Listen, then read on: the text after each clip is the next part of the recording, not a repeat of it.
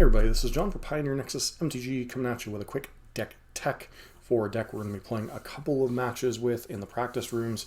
Do apologize as practice rooms aren't always conducive to match conclusions as players decide that they want to play against tier stuff and whatnot, but we do at least get some idea of how the deck functions, and that's kind of the purpose of these style of videos. So Mono Red Devotion is kind of in between Mono Red Torbrand, the version with Annex and Embercleave and that kind of stuff, and the lower to the ground Mono Red decks. The big difference with this one is it has a huge Nythkos sub-theme with Devotion and a little bit of a Punisher sub-theme with cards like Eidolon the Great Revel, Leyline of Combustion, and things like Rampaging Frostodon on the sideboard. To get the ball rolling, you have a couple of early 1-drops, but this deck is more centered around its 2-drops. Fanatical Firebrand and Unlucky Witness have a little bit of utility, both of which Fanatical Firebrand kind of like kill your opponent's elf. Unlucky Witness, chump blocker, plus a little bit of card selection. Not really any way to sacrifice it or anything, but either suicide attacking it or having a chump block or something, but still being a 1-mana pip of Devotion, not terrible. The deck really gets rolling on Eidolon of the Great Revel or Burning Tree Emissary on 2, sorry. Eidolon, obviously kind of a Punisher card that used to see play a lot in Modern in the Burn deck. Now it sees a little bit of play here in Pioneer and Mono Red variants of aggro, but is not the best position in the meta overall.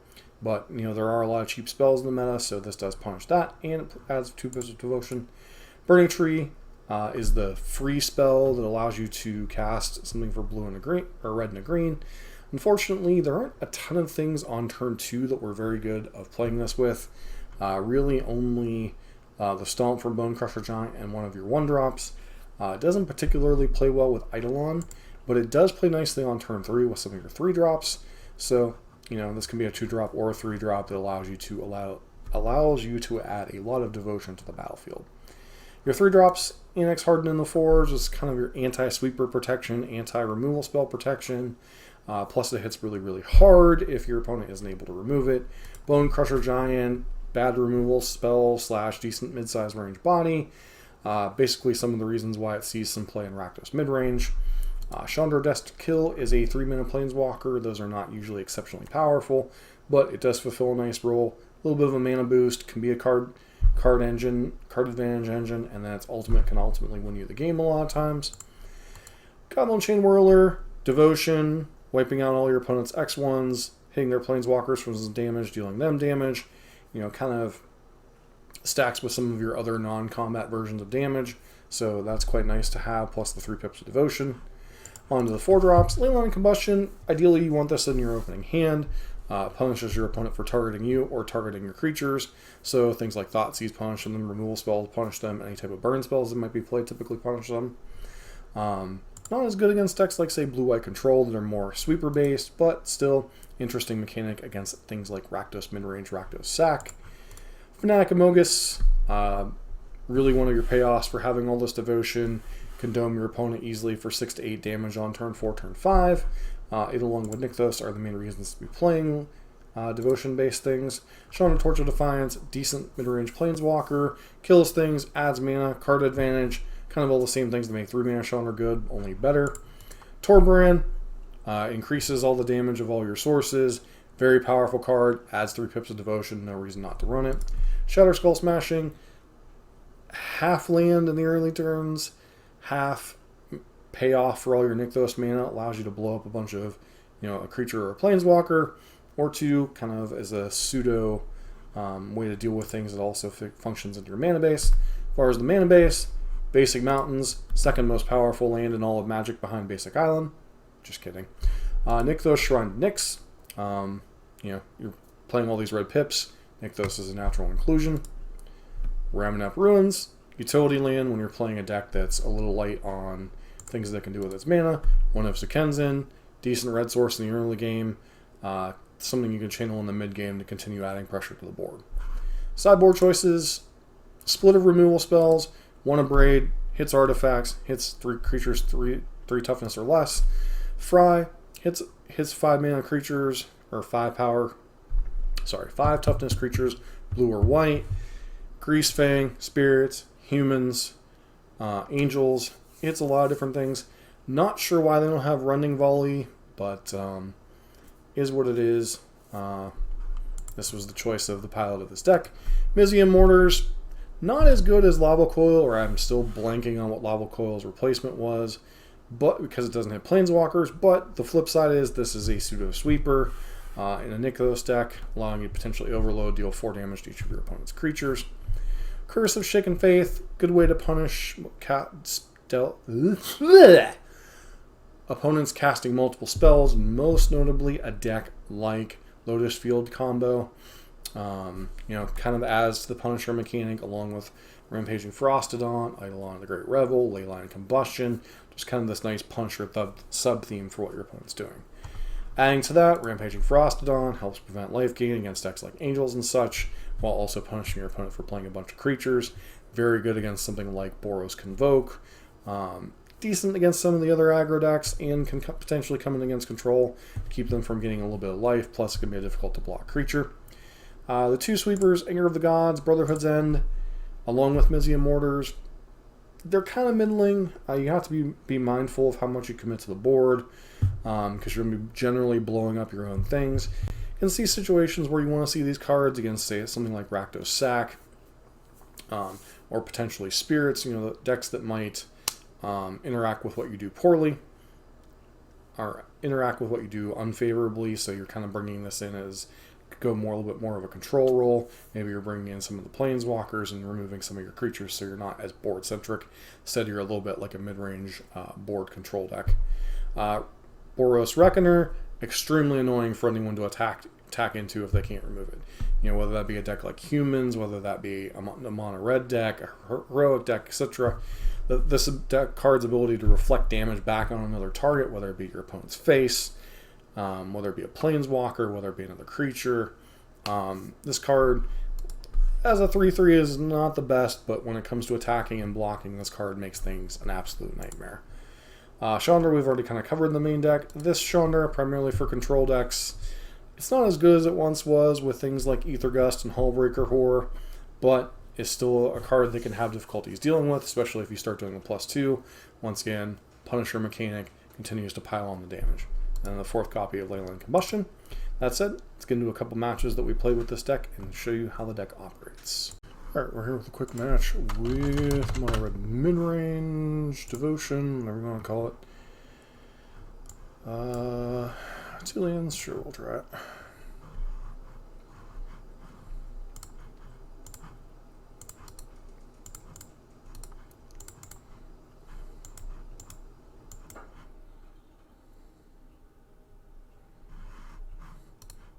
Okay, blue-white are Spirits. I guess Spirits, so...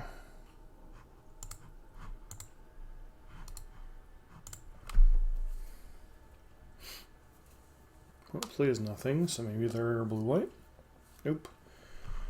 No, kind of hard to say. They could still be Spirits, I guess.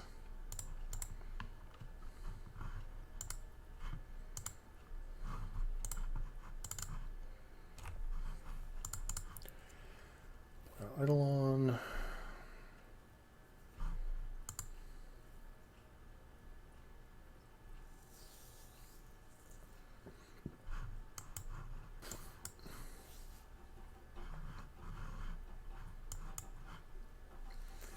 Opponent now has to debate whether they want to try to take 4 to surprise our Eidolon or pass.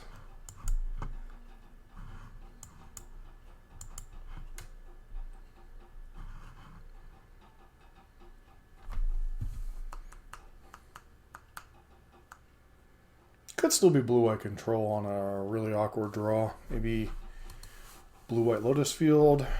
But I'm guessing blue-white Spirits, because blue-white control doesn't usually play the pathways.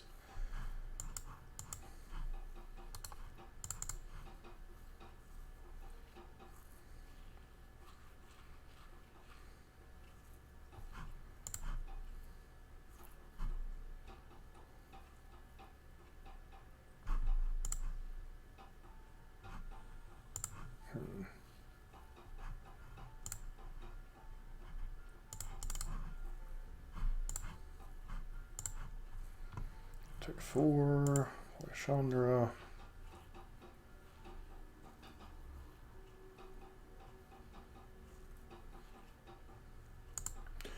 So they are a variant of blue-white. Got it. Interesting timing to cycle Shark Typhoon, I guess.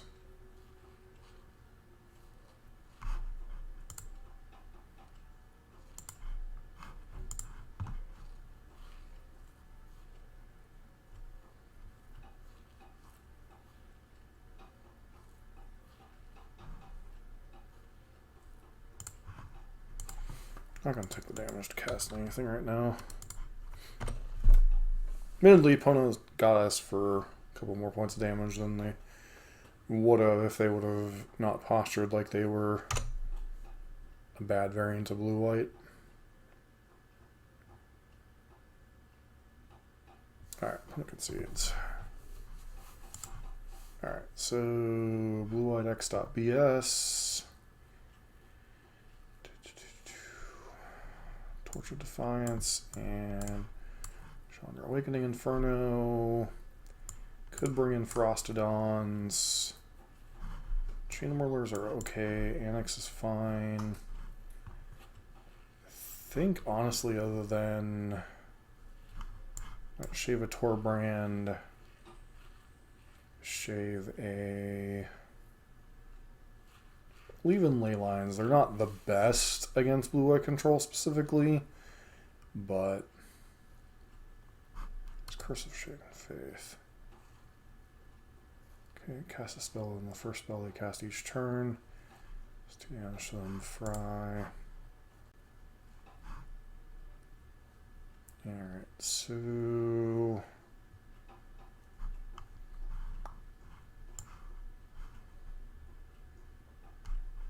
Got one Fanatic. Like, Fanatic's okay, but the problem is when you're playing against blue-white, you're obviously playing into things like Supreme Verdict and such, so...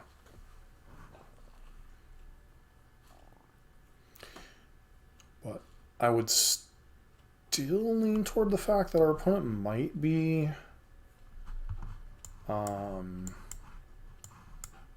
Lotus Field variant. Just because it's very unusual for blue-white not to have an early play.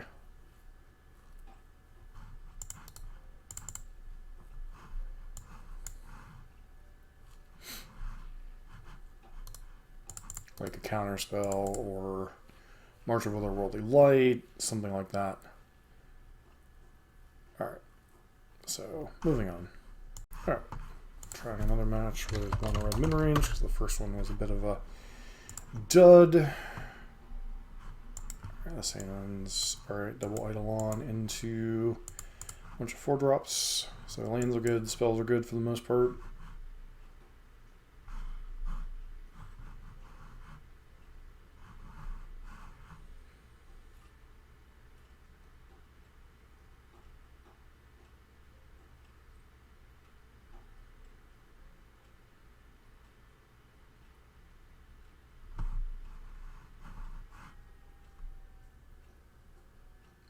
It's to 6.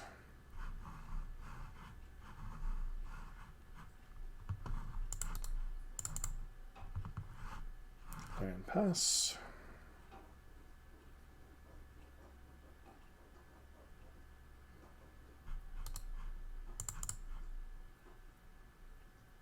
Okay, basic island go. Spirits. Okay, we don't want to play out Stomp on this as much as it might be good to hold up the mana, because they can just sack it in response to fizzle the Bone Crusher Giant. Opponent hits us for 1.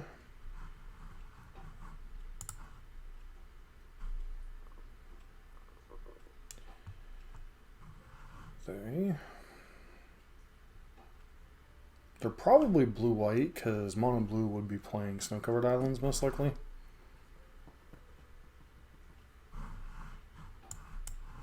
So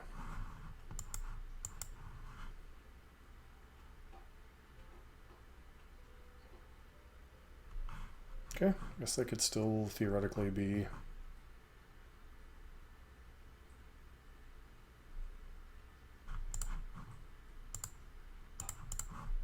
Eidolon.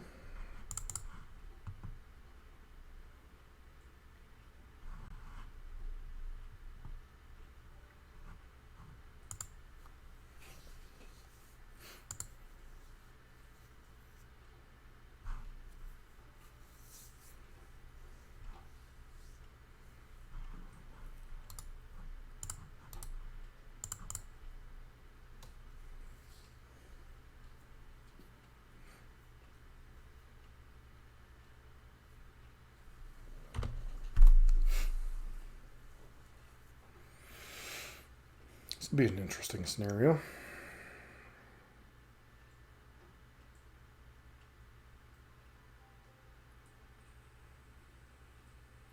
Okay, so they are in fact blue-white.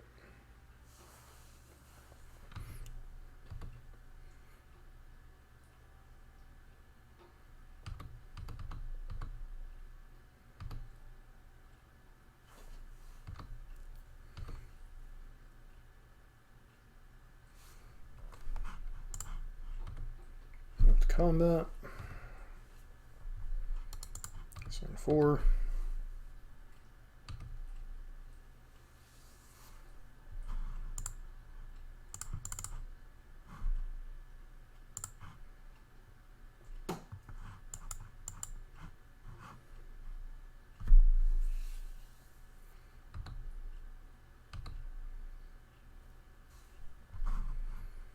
Nope, I'm fine with this exchange.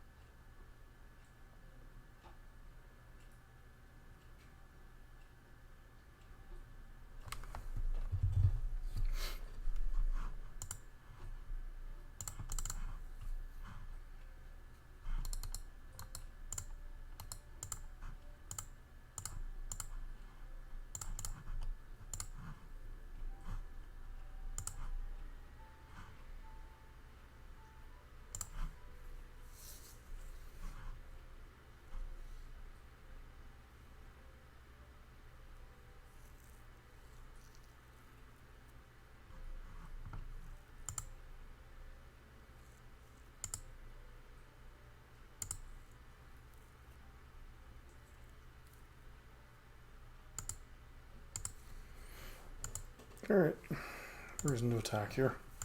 Opponent can no longer cast any spells. And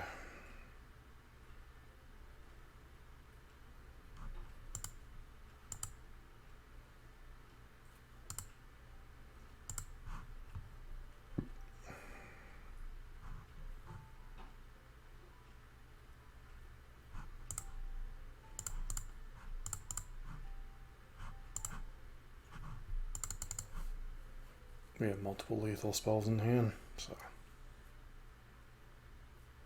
Alright, opponent concedes. White spirits, we definitely want Fry, probably want to Braid. Anger and Brotherhood's End are interesting. Museum Mortars is like okay. I want to draw, probably want to take out some amount of the clunky stuff. Like Chandra Dress to Kill isn't going to do anything in this matchup. We go like this. Shave one of the Ley Lines of Combustion. Like they have some targeted stuff, but not a lot.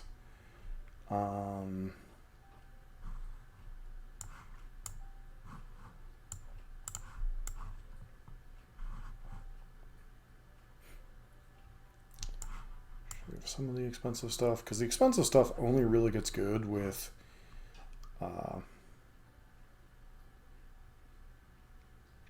Eidolon in play, punishing them for countering stuff.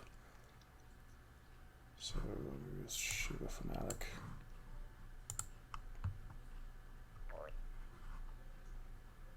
Like, typically a tempo deck is very good against slow, clunky mid-range, but gets a little awkward when they have to deal with an Eidolon, especially when we're on the play. It's one of the things that used to make Modern Burn so good, was the ability to play Eidolon on 2, and then your opponent has to, you know, if they're trying to answer your stuff with counter spells, they're taking damage. If they're trying to answer your other creatures, they're taking damage. But, you know, that thing's kind of obviously gone away with some of the changes to Modern, but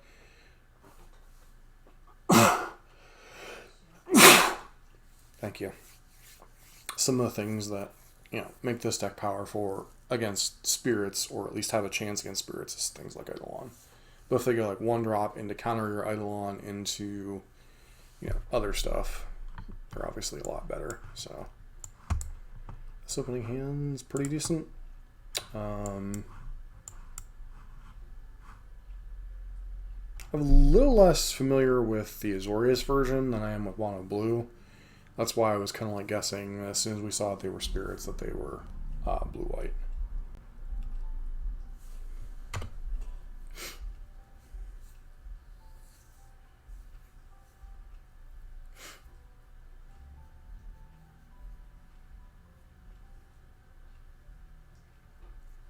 Yeah, this is a situation where Eidolons are obviously much worse.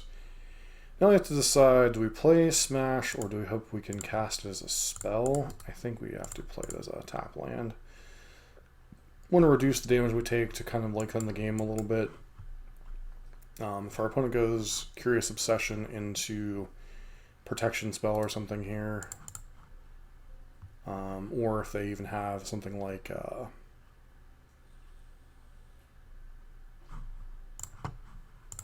Rattle Chains, we'll get behind in the race. Like, if this gets countered, I'm thrilled, comparatively speaking. Compared to them adding more pressure to the battlefield. Because honestly, if it was between Rattle Chains and Geistlight Snare, I think you get Rattle Chains down and then try to play the tempo game. That said, they're probably going Mausoleum Wonder into Spell Queller. So I now have a choice to make. I can either hold up Bone Crusher Giant here and hope to do something relevant, or I can jam one of these other spells. I think Annex is the hardest hitting. Ferostodon is kind of in between, and Bone Crusher Giant may still be useful as a removal spell, so I'm going to jam Ferostodon just to get the most mana efficiency here.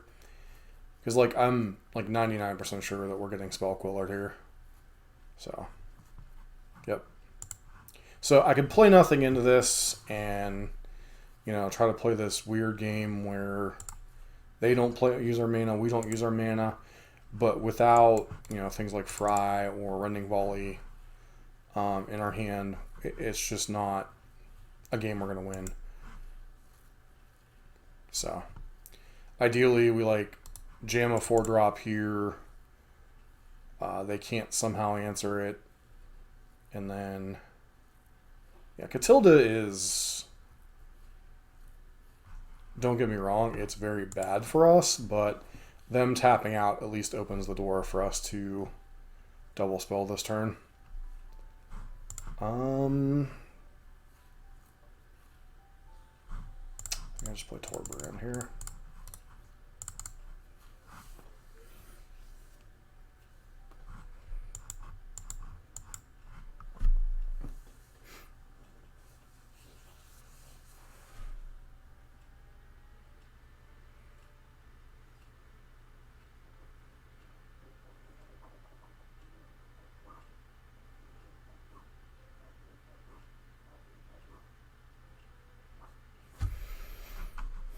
Only thing is, I don't know if Disturb is technically an alternative casting cost or what it is exactly. So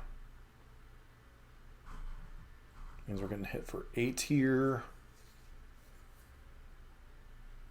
Spectral Adversary.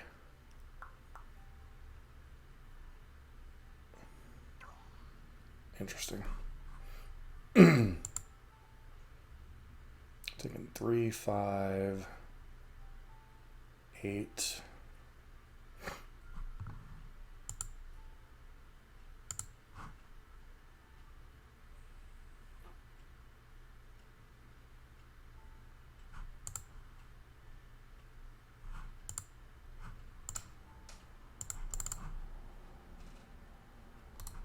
All right, let's just concede and move on to game 3. But like you see, the huge, our opponent didn't want to play anymore. One of the advantages, disadvantages, obviously the practice rooms, you're not going to get, as many full matches, but with the other considerations we're working under. But it does give you a good idea of how this deck punishes early turns with Eidolon into other stuff. It's very good. This is very much a board position deck. Also has the ability to like dome your opponent out, much like Mono Red Fire's variants sometimes do against like Mono Green and such. But we'll be back in a sec with a little bit more discussion about the deck. All right, so kind of wrapping up. We played a couple matches. Now, obviously, neither one of them were particularly good results. The Spirits, we got a couple of good games out of it, and I think you see both the strengths and the weaknesses of this deck. On the play, when you go Eidolon into other things plus Nythkos, this deck can do some almost mono green-esque things in terms of playing out a very large board state, doming your opponent for a lot of mana, etc. The downside is, much like against blue-white control, you're a little bit more vulnerable to things like Supreme Verdict and Farewell. So you're kind of walking this line of this mid-range Devotion deck that also can get tempoed out by tempo decks. On the play, you're very well positioned, I think, with Eidolon or Burning Tree into other plays. And then on the draw, you're a little bit slower and clunkier. You don't have much in the way of one-mana interaction. You have, Fanatical Firebrand, a couple unlucky witnesses. I'm kind of surprised that there's no Rending Volleys in the sideboard over something like Fry. Mizian Mortars kind of makes sense because it's like a split card of, Sweeper plus removal spell over something like I forget what the 5-mana version of, or 4-mana version of, or 5 damage version of Lava Coil is. But a lot of that stuff going on. You are limited by being mono red, so you have a split of removal spells. Curse One, Shaken Faith. I'm not 100% sure what this is trying to target, other than maybe something like Lotus Field combo. Frosted On and a little bit of anti-life gain. Not as good in Devotion game plan, but still, it's kind of fits with the punishing sub-theme of the deck with Eidolons and Leyline of Combustions. Anger and Brotherhood's End, interesting split on the sweepers. It does unfortunately hit a lot of your stuff, so Brotherhood's End is probably a little bit better against something like Rakdos Sack. Anger of the Gods a little bit better against something like Is It Phoenix, where the Exile clause is relevant. Boros Reckoner can punish damage-based decks like humans and such.